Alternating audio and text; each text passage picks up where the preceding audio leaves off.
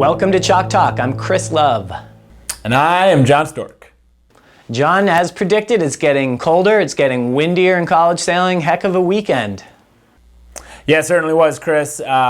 Big cold front ripped through Saturday, like late Saturday into Sunday. And if you look at the regatta reports on TechScore, it looked like there was awesome sailing conditions all up and down the East Coast on Sunday. And definitely should be a sign of things to come. Have you ever wondered why it's so important to be a member of U.S. Sailing? We are all U.S. Sailing, from beginners to experts, from one-design sailors to offshore cruisers, and from instructor trainers to race officials. U.S. Sailing supports all types of sailors in countless ways. Where would sailing be without instruction and safety standards? Where would we be without Learn to Sail programs? Join or renew today to support these resources and ensure sailing remains a lifetime activity for everyone. Yeah, I wrote the Monday morning update. If you guys who are watching don't tune into those, you should. Facebook.com/College Sailing Chalk Talk every Monday.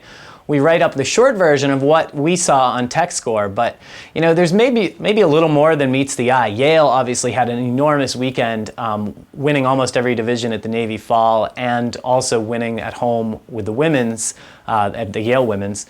But there were a few other performances that you noticed, John, that didn't make it to the report this week.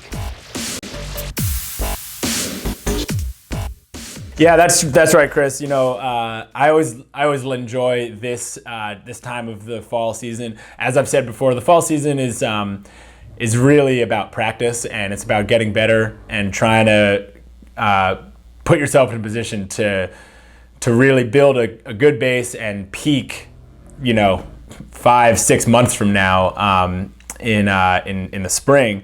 So you know, while this doesn't really matter, it also, this time of the fall, mid to late October, you really start to see who some of the big time players are going to be as the season and as the year rolls on. And for sure, other people are going to climb into that category, but some of the early contenders really start to emerge this time of year. And there's no doubt Yale, unsurprisingly, they have a great team. They're off to a great start already again this year. Obviously, probably the best performance of the weekend. Ian Barrows won B Division at the Navy Fall by 65 points. And what was kind of shocking is that he wasn't even low point on his own team. Mitchell Kiss was a few points better than him, winning D Division laser radials. But what might get kind of lost in some of the other regattas around, one of the big performers of the other elsewhere was Boston College. The Eagles had a really tremendous weekend. They went up to my old stomping ground, Dartmouth, and had an amazing performance up at the Captain Hurst. They won both divisions. Raul Rios and his crews just crushed in A Division, winning A by 21 points. The amazing part was they had a really low average. They averaged 32, or they had 32 points in 12 races. So that's a pretty amazing average. And they actually had a freshman, Scotty Sinks, who won B Division. So, you know, if they're going to have a freshman that they can put in and win B Division at a really high level regatta, that's a pretty big sign. And I know that my former coworker Justin described the conditions on Sunday as burly on Lake Mascoma. So I can imagine the kind of day it was, with the cold front ripping through Saturday night and a burly nor'wester on the lake. And for those guys to have the kind of day they did on Sunday was pretty amazing. But also from BC, another big performance. Erica Reinecke won A Division at the Yale Women's by 36 points. And that might be her best dinghy result yet in college sailing.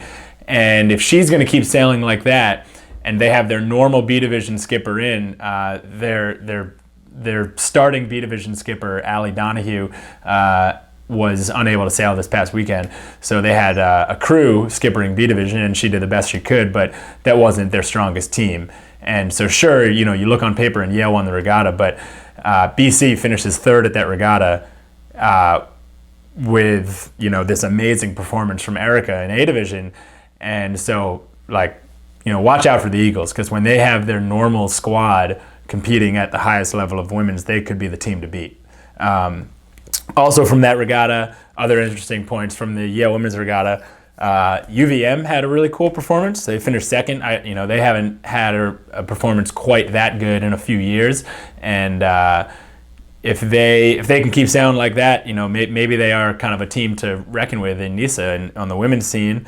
And Coast Guard actually had an awesome performance, finishing fourth without Nikki Barnes. Nikki Barnes was sailing co-ed this weekend, and so that's just kind of showing the depth of their team. And they're definitely one of the top teams in the women's circuit these days. One other bit, another kind of team to watch. This is sort of the things you might have missed. Fordham had a really good event at the Navy Fall, but if you look at just the dinghy regattas or the dinghy divisions, they finished second in both A and B in the dinghy divisions at the Navy Fall. And it wouldn't surprise me, basically that team's been building for a while. We're going to talk to Reed Johnson in a few minutes, and he helped to really put that program on the map. And Reed did a really good job. But basically, these guys are showing now that the time has come. Fordham's time has come, and they are. I think they're for real, and it wouldn't surprise me at all if they can win the war in a couple of weeks and take down some of the more perennial favorites in Mesa. So watch out for the Fordham Rams too. And out west, shout out to the Gauchos. Big performance at the Stony Burke. One thing that was kind of cool from them, Ian Stokes is continuing to prove that he's one of the best sailors on the West Coast. But what was really cool was they actually had 4 different sailors in B Division, and they won every race in B Division. So to be able to win every race in B Division with multiple sailors competing, that's pretty cool, and I think the Gauchos are probably going to be a team to reckon with on the West Coast. All right, so that's what you might have missed this past weekend, but it'll be interesting. We'll have to keep on these results and keep on the scene as we get closer. Only 2 more weeks until Conference Champs, 1 month until the end of the season with Match Race Nationals. The Zim 15 is moving dinghy sailing forward as the first performance dinghy to hit the market in 2 decades. Designed specifically for team racing and short courses, the Zim 15 is turning heads with its sleek look and advanced systems. The carbon rig and laminated sails make the Zim 15 a light air rocket that is easily depowered as the breeze builds. The Zim 15 is the boat clubs have been asking for to attract a college and post-college sailor. Chris, this week we're excited to bring on a guest that's an old friend of mine, Reed Johnson. We grew up sailing together in the New Jersey and New York Sailing Alliance. Reed is a recently retired head coach from the Fordham Rams, and these days he can be found on Long Beach Island, New Jersey, where he's the owner and operator of Pearl Street Market, which is a great sort of gourmet deli. And anybody who's ever in the area should definitely check it out. The food is really good. And Chris is going to take this opportunity to kind of ask Reed and I some questions, as Chris is the only one in the room who has not served as a college sailing coach, and so he has some questions for the both of us. So take it away, Chris. All right, yeah, this is a pretty unique opportunity, having 2 ex-college sailing coaches who have just retired in the last year. So Reed, let's start with you. What got you into college coaching? How long were you the coach at Fordham, and then finally, what made you leave that position? So I started coaching at the University of Pennsylvania the year after I graduated from Boston College.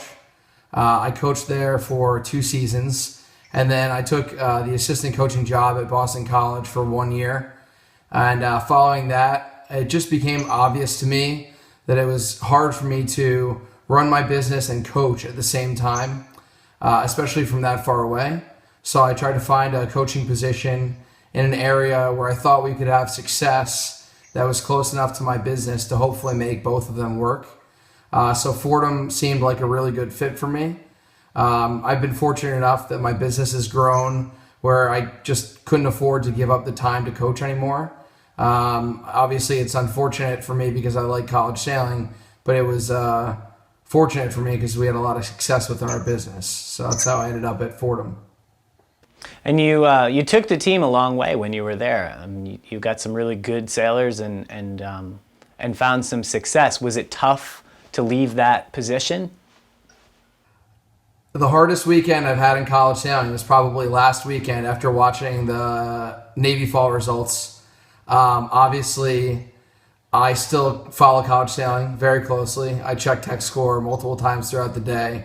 I text message friends from college sailing, other coaches constantly to find out what's going on in regattas because I care about the Fordham sailing team immensely.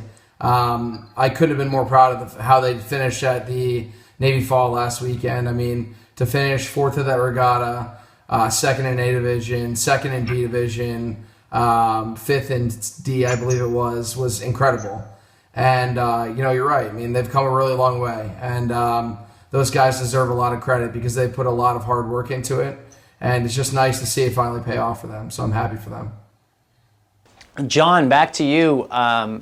We've seen your smiling face on our program the past 3 weeks, and it's an amazing opportunity to have you as a co-host. But no one, at least to my knowledge, has asked you what possessed you to leave Dartmouth, one of the best teams in college sailing that you had just taken a couple of years ago to a women's national championship.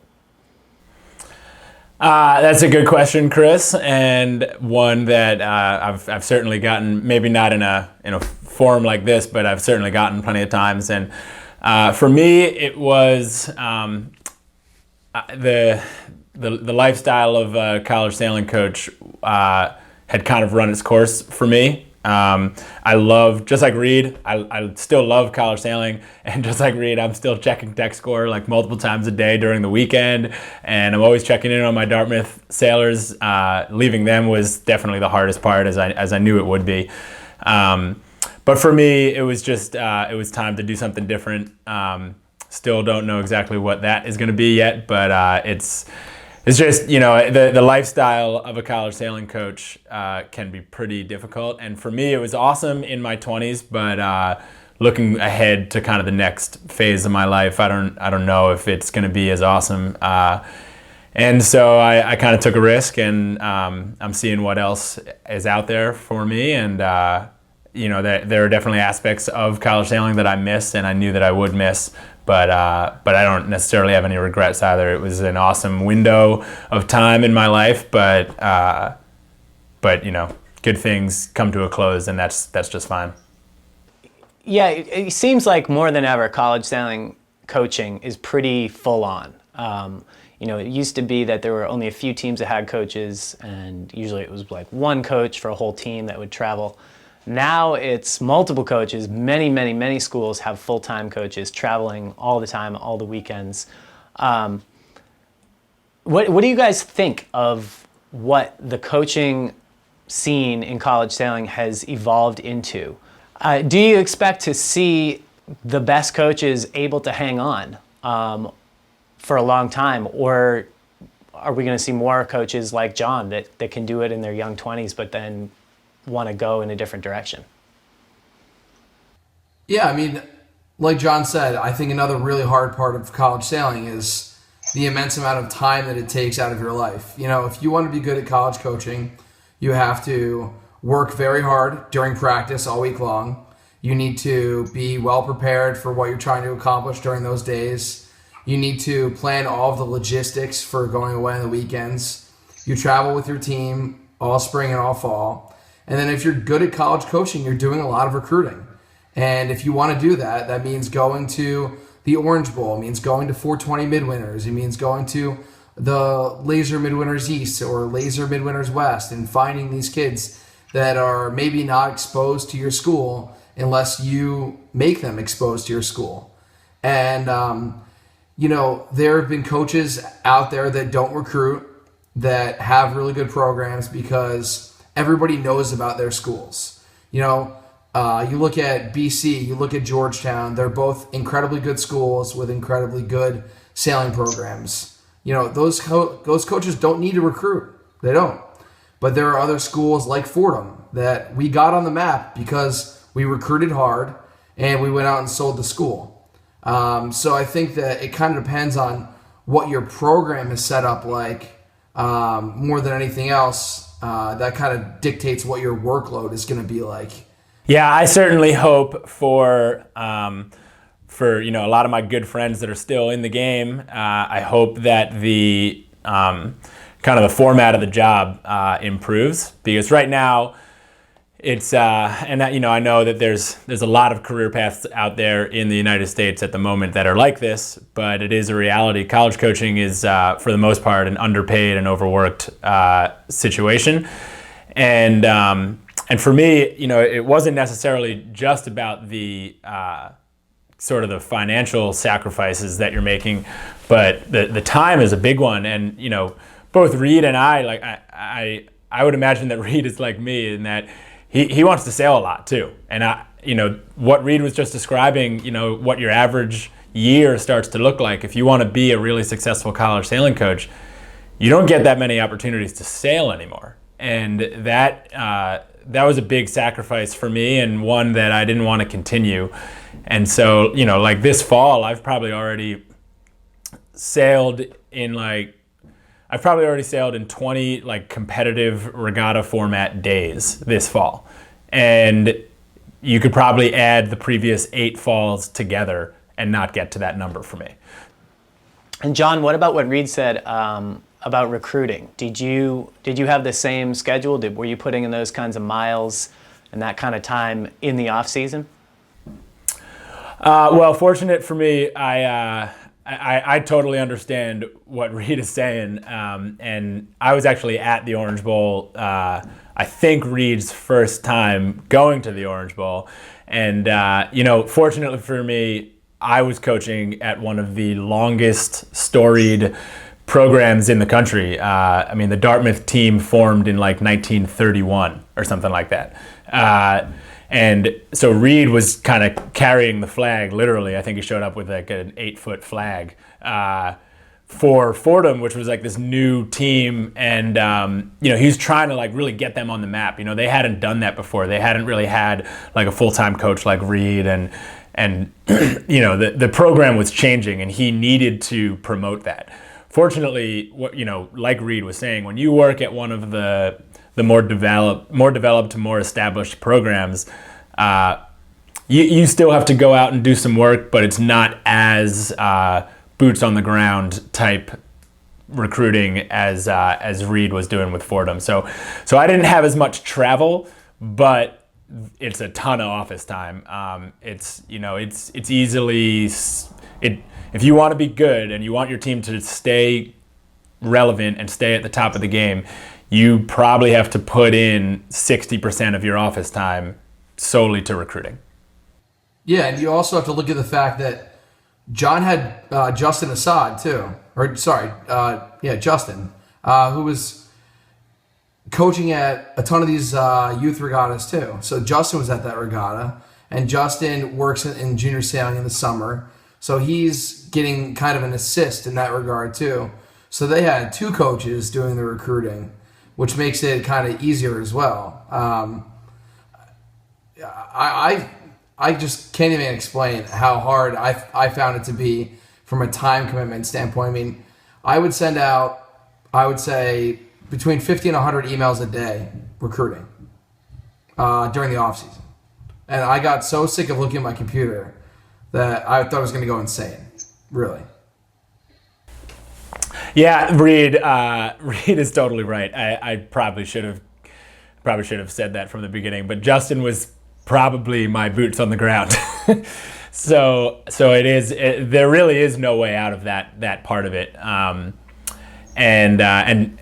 From what Reed's saying with the time staring at your computer, it's insane. And at a certain point, there's almost no way to keep up with all the recruiting emails coming in, and you feel like a jerk because there's almost no way to like stay on top of it, and you end up missing some, a couple of recruiting emails kind of get lost in the inbox, and you don't respond to them for probably 2 weeks, and then you look bad, your school looks bad, and you feel like a jerk. But really, it's just you're overwhelmed because you're always trying to strike this balance. You're asking yourself like, okay, what should I be focusing on right now? Should I be focusing on my future team or my current team?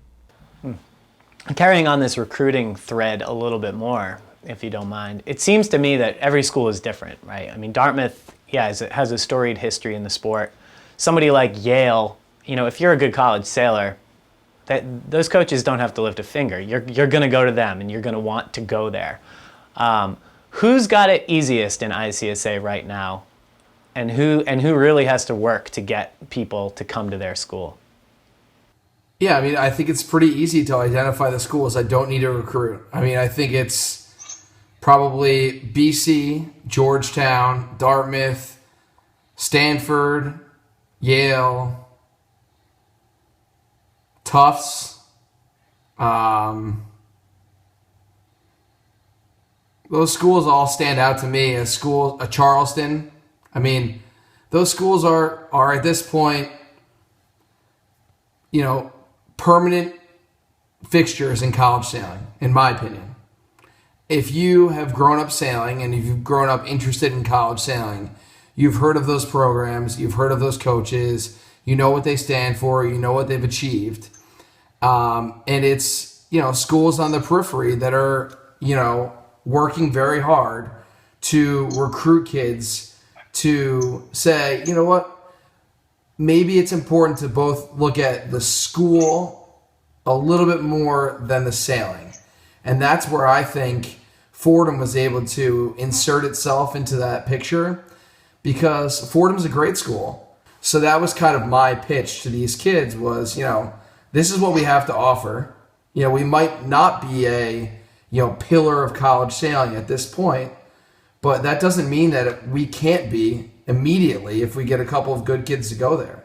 And, fortunately, we were able to get a couple of kids that overlooked our shortcomings in terms of our history, and we're able to look to the future and say, we can do something if we get the right people to go to Fordham. Some other schools like that are, it's tough to come up with them off the spot like this. George Washington. Yeah, GW, there you go. Perfect answer. Look at John Pierce. He's done a phenomenal job recruiting at George Washington. Doesn't have a storied history in terms of a sailing program, but he's been able to attract really good kids. He's got Brendan Shanahan, Dan Del Bello, and he's got a bunch of good kids in there that are younger. And now look, they practice with Georgetown on a regular basis, which is a huge advantage. They've got a great university, and they're a really up-and-coming team. I mean, look at them at the Navy Fall. They had a great showing there as well, and I think that they've got a really bright future with a bright coach, varsity status. I mean, that's one of those schools that if he sticks around there for a while, they could be a pillar of college sailing in 5 years, So, you're one of a few coaches who have done this in the past few years. I'm thinking also of John Fadre starting it up in Jacksonville. Even, maybe at a higher level, but you look at like what Vandemore did when he came into Stanford. He got the most awesome recruiting class of all time. Once you get your first like class of, an injection of talent and enthusiasm, how do you build on that? How do you take that team and mold them into, a college sailing team before they graduate? John, I hate to jump in here again, but, I think that was an incredibly hard step for me. And the hardest part was we went from a team that was very mediocre on the water to a team that was very talented, but not very refined. And it was very, very, very hard to teach those young kids how to win on the college level with very little senior leadership on the team. And it takes time. It almost takes 3 or 4 years for that class to grow up and then to develop talent underneath them so that you can have the experience and leadership that at that point that they never had when they were younger. And had we had that leadership, I think our team would have evolved even faster, but we didn't, so it took a little bit longer. And we ran into a few kinks along the way, so it was interesting. All right, I got one kind of out of left field here, but this is an issue that comes up a lot in college sailing, and especially I think outsiders, parents, other people are concerned about this. How do you guys as coaches deal with body weight and putting together pairs of people that are going to sail well together, be healthy college students, but also be at exactly what you need them to be, 270, 280 pounds on the weekend? I think it's basically like it's a combination of getting two things right. You've got to find two people that are going to work well together that have that has nothing to do with weight. Like it's just like their personalities and the way that they compete and the way that they want to work during practice, the types of like their system of like working towards goals. Make sure that those kind of line up. That's like a really big part of the equation. And then the second is, do they fit into a weight range? And for me, that weight range is probably like 25 pounds either direction of a certain average number. And I think some people get too fixated on like, yeah, we got to be at the bottom end of that range or even below it. For me, if they fit that first part of the criteria and they're in the range, then they're going to be absolutely better off than if you just focused on the weight and forgot about that other part. I think it's more important to find two people that work well together, and if they fit into the range, then it's going to be great.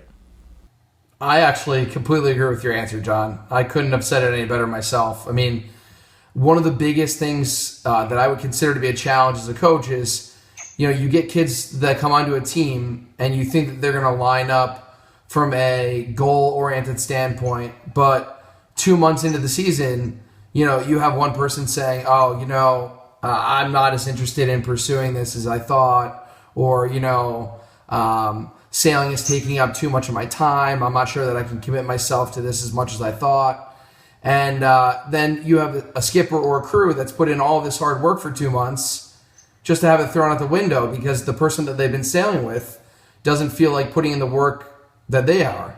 And then like John said, after you find those people, you've got to find, are they in an acceptable weight range? And for me, it's almost laughable when people say, you want to be 270 or 260. I'm like, is that me alone or is that me and my crew? Because, I never sailed under 295 in college sailing, and I would have, loved to have been lighter, but it certainly isn't debilitating.